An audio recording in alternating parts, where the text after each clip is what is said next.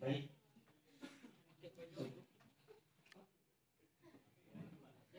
Baik, sebelumnya Assalamualaikum warahmatullahi wabarakatuh.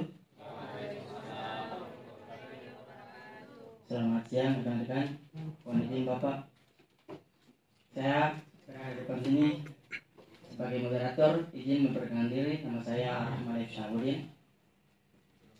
Saya sebagai moderator di materi 1.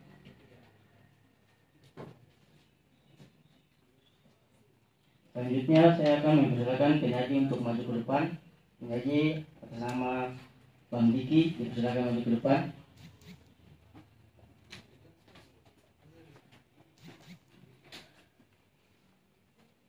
Baik, tanpa mengurangi waktu, saya persilakan Bang Diki untuk membacakan materi-materi.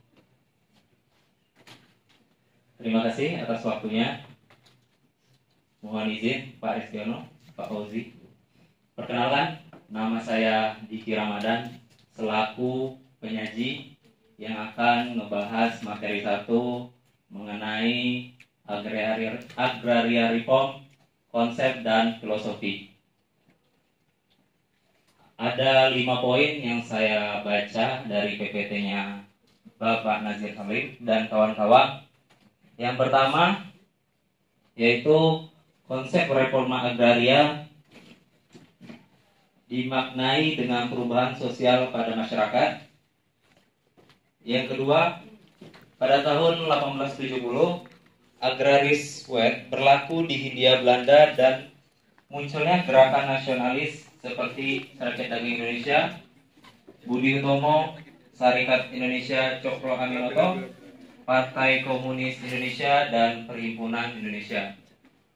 Yang ketiga, di balik lahirnya land reform pada tahun 1870, banyak modal partikulir yang masuk ke Indonesia. Namun, dengan membuat sebuah pabrik dan perusahaan, namun tidak ada yang membawa perubahan bagi masyarakat Indonesia atau rakyat Indonesia. Yang keempat, pada KMB 1949 membahas di bidang agraria, yang mana hak-hak dan konsesi-konsesi dan izin atas aset dan usaha Belanda di Indonesia. Dan aset milik Belanda harus melalui proses ganti rugi terhadap barang milik Belanda. Yang kelima, lahirnya UUPA pada 1960 dan tahun berikutnya uji coba land reform dijalankan untuk fase pertama, yaitu di Jawa, Madura, Bali, dan Lombok.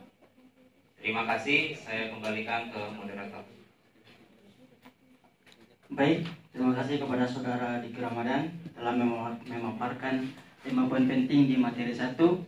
Selanjutnya kita akan berada di sesi komentar kepada pembahas 1, Muhammad Zulfikar. Dipersilakan.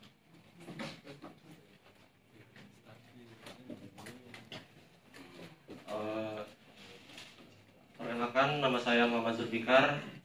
Ini saya sebagai pembahas pertama.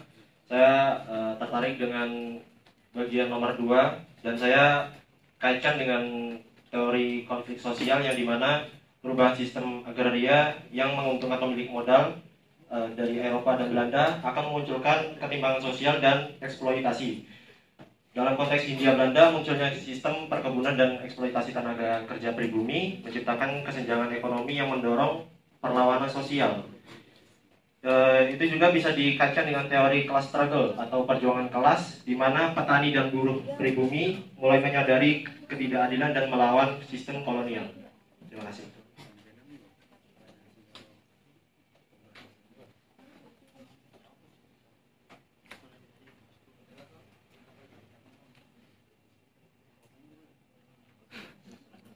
Baik, kita langsung saja lanjut ke pembahas 2 kepada Mas Danang Putra Kurniawan, dipersilakan.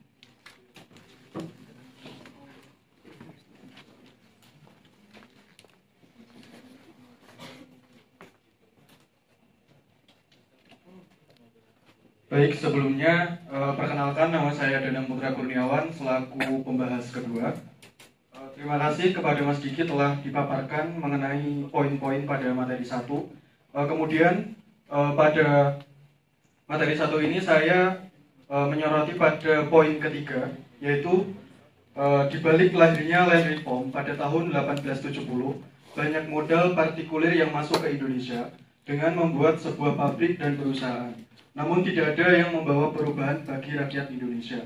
Nah, di balik lahirnya land reform pada tahun 1870 tersebut, ternyata tidak membawa perubahan bagi rakyat Indonesia. Namun, hal yang dihasilkan dari adanya land reform tersebut menjadi derita bagi rakyat Indonesia, karena hasil kekayaan alam yang ada di Indonesia telah diambil alih oleh bangsa asing, yaitu modal partikulir tersebut. Selanjutnya, pada poin tersebut, dengan banyaknya pabrik dan perusahaan yang didirikan oleh para partikulir tersebut tidak membawa perubahan bagi bangsa Indonesia, namun hanya memperkaya bagi para modal partikulir tersebut.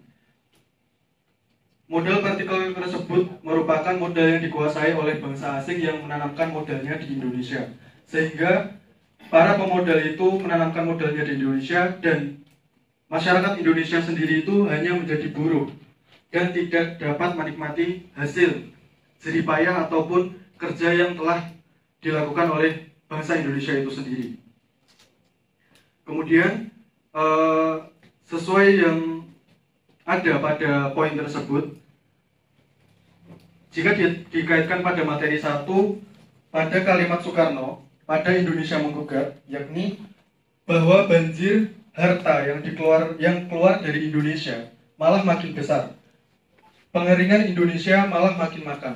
Nah, pada kalimat tersebut dimaknai bahwa Soekarno berpendapat bahwa Indonesia telah diambil kekayaannya yang begitu besar dari tanah bangsa Indonesia itu sendiri.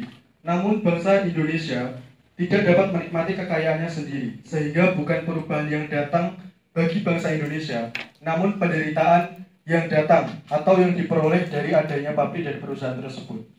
Sehingga dengan dilakukannya land reform